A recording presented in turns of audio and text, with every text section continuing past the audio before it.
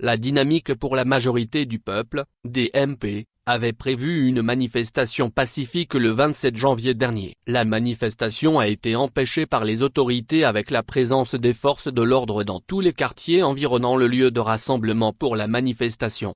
Pour la conférence des présidents de la DMP, l'interdiction de cette manifestation est une victoire du peuple. Communiqué de presse de la Dynamique pour la majorité du peuple, DMP. L'interdiction de la marche du 27 janvier 2024 est une victoire du peuple, restons déterminés. La grande marche de protestation à laquelle la Dynamique pour la majorité du peuple a appelé le peuple togolais ce samedi 27 janvier 2024 a été empêchée par le gouvernement en violation flagrante des libertés publiques telles que consacrées par la Constitution togolaise et la loi sur la liberté de manifestation. En effet, comme cela a été dit au cours du point de presse tenu par la DMP à l'issue de sa rencontre avec le ministre de l'Administration territoriale, de la décentralisation et du développement des territoires le vendredi 26 janvier 2024, les raisons évoquées par le ministre, notamment l'attaque du 2 juin 2022 de 2 gendarmes au Grand Marché de Lomé qui laisserait présager d'une cellule dormante de terroristes à Lomé et pour lesquels des enquêtes étaient ouvertes depuis ce temps, n'étant fondées sur aucune base juridique.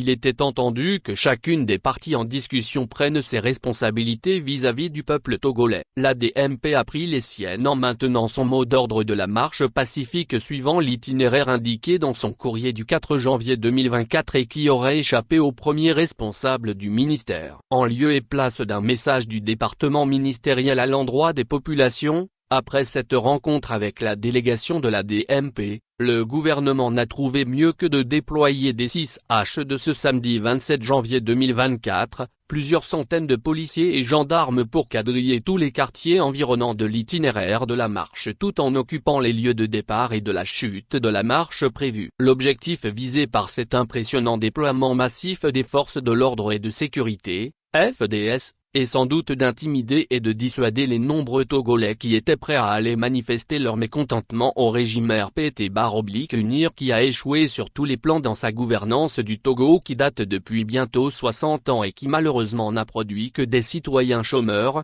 déshumanisés, affamés et misérables sur tous les bords. C'est dans ces circonstances que les premiers responsables de la DMP se sont déplacés sur le lieu prévu pour le départ de la marche vers 10h45 et de s'informer sur le motif réel de ce déploiement des FDS et rassurer leurs militants qui ont bravé ces intimidations en arrivant sur les lieux malgré la présence des policiers et gendarmes lourdement armés. De leur entretien avec le capitaine Koundoum qui commandait ce détachement, il ressort que les FDS ont reçu de leur hiérarchie l'ordre d'empêcher tout attroupement à cet endroit et partout ailleurs. Les premiers responsables ont ainsi été priés de quitter le rond-point de Begakpoto. Ces derniers ont voulu échanger avec quelques militants et citoyens venus pour la marche et accorder des interviews aux journalistes présents sur les lieux, mais le capitaine Koundoum les en a empêchés. Il est quand même étonnant que pour une marche pacifique organisée par des formations politiques légalement constituées et respectant toutes les règles prévues par la loi, le gouvernement puisse déployer plus de milliers de soldats lourdement armés pour occuper les rues et les ruelles,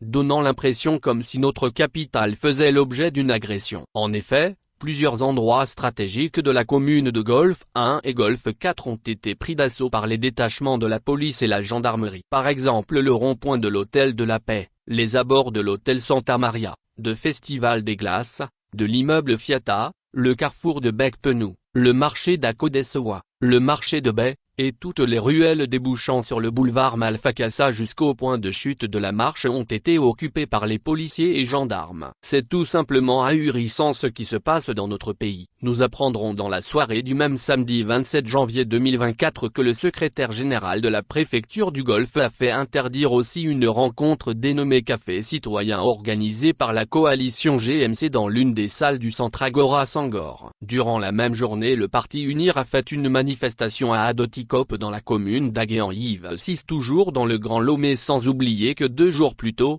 le parti UNIR, sous prétexte de la célébration des 10 ans d'existence de FNIFI, a fait convoyer plusieurs milliers de nos pauvres femmes de toutes les préfectures du Togo à raison de 300 femmes par préfecture, et les a entassées dans les conditions les plus inhumaines au stade de Kégué durant 3 jours contre la modique somme de 10 000 F pour soit-dit-on célébrer le succès de cette initiative qui consiste à octroyer un crédit de 30 000 F aux femmes pour leurs activités commerciales. Le comble c'est que, ces crédits octroyés aux femmes à travers les institutions des microfinances ont été considérés par ces dernières comme des cadeaux du chef de l'État, alors qu'il s'agissait des prêts à rembourser.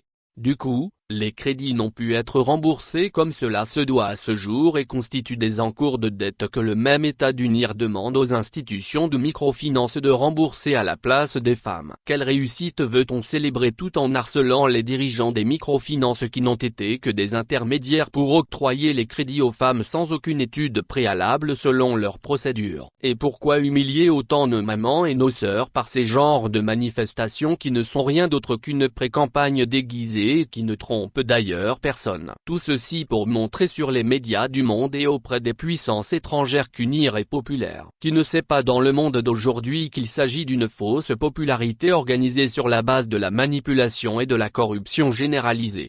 En tout état de cause, les événements du 27 janvier 2024 constituent une victoire pour le peuple togolais car l'empêchement de la marche par le recours à la force armée révèle la vraie nature du régime qui prétend faire la paix à l'extérieur mais mène la guerre à ses citoyens. Pour ce faire l'ADMP remercie sincèrement tous les partis politiques, les organisations de la société civile et toutes les personnalités politiques qui ont adhéré à sa plateforme de revendication qui a fait l'objet du projet de la marche pacifique et les exhorte à continuer avec les réflexions pour la synergie d'action qui seule peut conduire le peuple à la victoire finale.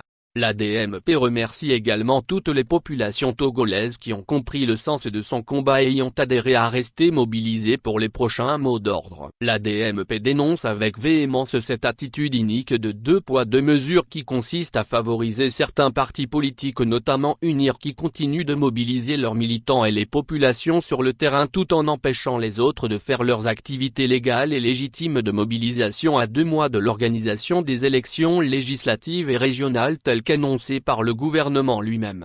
L'ADMP interpelle la communauté internationale et les potentiels observateurs de ces prochaines élections à projeter leur regard attentif sur ces injustices qui entachent d'ores et déjà le processus électoral en cours et les invite à prendre leurs responsabilités afin de contribuer à faire arrêter à temps ces dérives du pouvoir dans la conduite du processus électoral. L'ADMP réitère les revendications suivantes. 1. La libération des prisonniers politiques et militaires. 2. Le retour de tous les exilés politiques. 3. La tenue des assises nationales et inclusives sont plus qu'une urgence avant la tenue des élections prochaines. L'ADMP exhorte les populations à rester mobilisées jusqu'à la libération du Togo de la dictature et de toute oppression endogène ou exogène. Fait à Lomé le 28 janvier 2024. La conférence des présidents. Mots-clés. Manifestation.